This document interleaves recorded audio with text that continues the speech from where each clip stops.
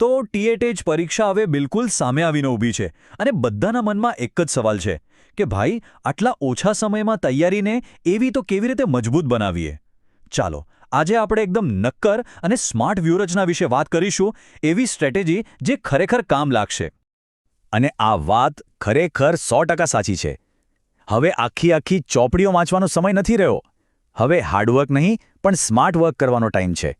એટલે કે આપણે એવા મુદ્દાઓ પર ફોકસ કરવાનું છે જ્યાં ઓછી મહેનતે વધુમાં વધુ માર્ક્સ ખેંચી શકાય. તો આ છે આપણો આખો ગેમ પ્લાન. આ 5 મુખ્ય મુદ્દાઓને આધારે જ આપણે આગળ વધીશું, જે આપણને એકદમ ક્લિયર રસ્તો બતાવશે કે આવનારા દિવસોમાં શું કરવાનું છે અને કેવી રીતે કરવાનું છે. જો કોઈ પણ લડાઈ જીતવી હોય ને તો પહેલાં એના મેદાનને બરાબર સમજવું પડે. એટલે આપણી સ્માર્ટ સ્ટ્રેટેજીનું સૌથી પહેલું અને સૌથી અગત્યનું પગલું છે પરીક્ષાનું માળખું સમજવું. અહીંયા વાત બિલકુલ સિમ્પલ છે. આખી પરીક્ષા 200 ગુણની છે અને એ બરાબર 2 ભાગમાં વહેંચાયેલી છે. વિભાગ 1 અને વિભાગ 2. બંનેનું વેઇટેજ સરખું 100 ગુણનું. આનો સીધો મતલબ એ થયો કે આપણે કોઈ પણ એક વિભાગને હળવાશથી લઈ શકીએ નહીં. બંને વચ્ચે બેલેન્સ રાખવું જ પડશે. ચાલો હવે વિભાગ 1માં થોડું ઊંડા ઉતરીએ. અહીંયા જ આખી ગેમ છે. જુઓ, સામાન્ય જ્ઞાન 20 ગુણનું છે, જેનો વ્યાપ ઘણો મોટો છે.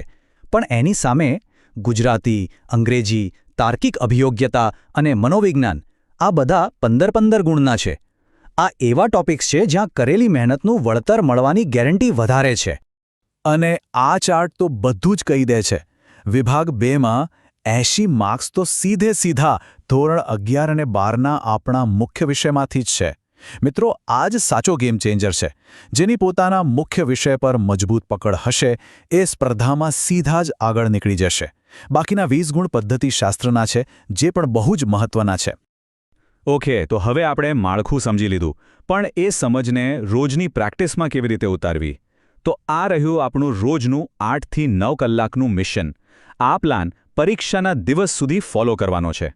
દિવસની શરૂઆત આપણા સૌથી મોટા હથિયારથી કરીશું. એટલે કે સવારના 3 કલાક, જ્યારે આપણું મગજ એકદમ ફ્રેશ હોય, એ આપણે 80 માર્ક્સવાળા મુખ્ય વિષયને આપીશું.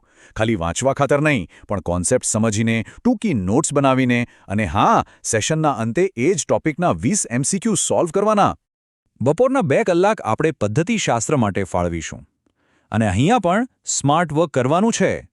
આખા સિલેબસ પાછળ ભાગવા કરતાં જે ટોપિક્સમાંથી વારંવાર પ્રશ્નો પૂછાય છે, જેમ કે પ્રોજેક્ટ પદ્ધતિ કે માઇક્રો ટીચિંગ, એના પર ફોકસ કરવું વધુ ફાયદાકારક રહેશે. સાંજનો સમય શૈક્ષણિક મનોવિજ્ઞાન માટે. આ એક એવો વિષય છે જેમાં અમુક સિદ્ધાંતકારોના નામ અને એમના ખ્યાલોમાંથી પ્રશ્નો લગભગ ફિક્સ જ હોય છે. જો પિયાજે, થોર્નડાઇક, સ્કિનર જેવા મનોવૈજ્ઞાનિકોના સિદ્ધાંતો મગજમાં બરાબર બેસી ગયા તો 15માંથી સારા માર્ક્સ પાક્કા સમજો.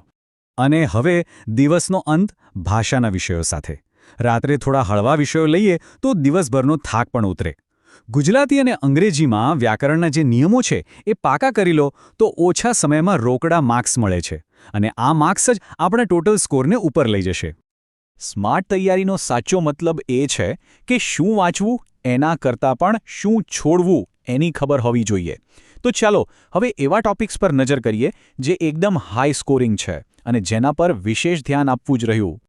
ખાસ કરીને વિષય પદ્ધતિશાસ્ત્રની વાત કરીએ ને તો આ એવા મુદ્દાઓ છે જે પરીક્ષકોના ફેવરિટ છે. આમાંથી પ્રશ્નો લગભગ દર વખતે આવે જ છે.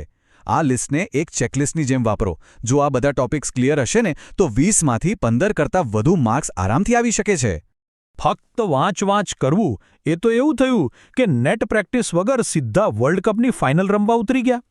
પરીક્ષાનું પ્રેશર, ટાઈમ મેનેજમેન્ટ અને પ્રશ્નોના પ્રકારથી ટેવાવા માટે રોજ પ્રેક્ટિસ કરવી ખૂબ જ જરૂરી છે.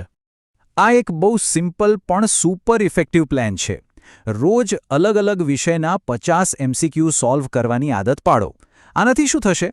એક તો બધા વિષયો સાથે આપણો સંપર્ક જળવાઈ રહેશે અને બીજું, આપણને ખબર પડશે કે કયો વિષય કેટલો પાક્કો થયો છે.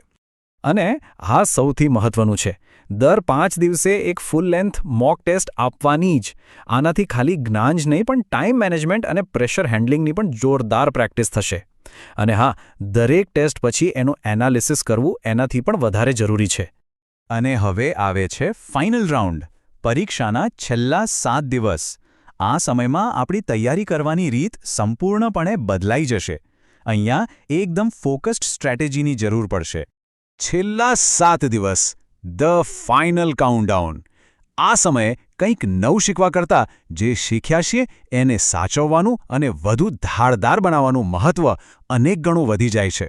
આ આપણો રિવિઝનનો ગોલ્ડન પીરિયડ છે. આ 3 ગોલ્ડન રૂલ્સ છે જેને બરાબર ફોલો કરવાના છે. પહેલું, હવે ભૂલથી પણ કોઈ નવો ટોપિક હાથમાં લેવાનો નથી. બીજું, રોજ ઓછામાં ઓછી 2 ફૂલ મોક ટેસ્ટ આપવાની છે. અને ત્રીજું, અત્યાર સુધી જે પણ શોર્ટ નોટ્સ બનાવી છે એનું વારંવાર પુનરાવર્તન કરવાનું છે. બસ આટલું જ. ચાલો હવે આખી ચર્ચાનો સાર કાઢીએ. એવા કયા 4 વિષયો છે જે પ્રિલિમ્સ પાસ કરવાની માસ્ટર કી સાબિત થઈ શકે છે? આ 4 વિષયો પર જો ધ્યાન આપવામાં આવે તો સફળતાની શક્યતા ઘણી વધી જાય છે. આ રહ્યા એ 4 વિષયો: ગુજરાતી, શિક્ષણશાસ્ત્ર, મનોવિજ્ઞાન અને પદ્ધતિશાસ્ત્ર.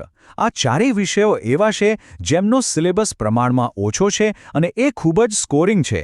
જો આ 4 પાયા મજબૂત હોય તો પ્રિલિમ્સ ક્લિયર કરવાનો આત્મવિશ્વાસ આપોઆપ આવી જશે. તો હવે સવાલ એ નથી કે તૈયારી થશે કે નહીં. અસલી સવાલ એ છે કે શું આ સ્માર્ટ અને એક્શન ઓરિએન્ટેડ પ્લાન સાથે આજથી જ બલકે અત્યારથી જ શરૂઆત કરવા માટે તૈયાર છો? જો આ વ્યૂહરચના સાથે સાચી દિશામાં મહેનત કરવામાં આવે તો સફળતા દૂર નથી. સૌને ખૂબ ખૂબ શુભકામનાઓ.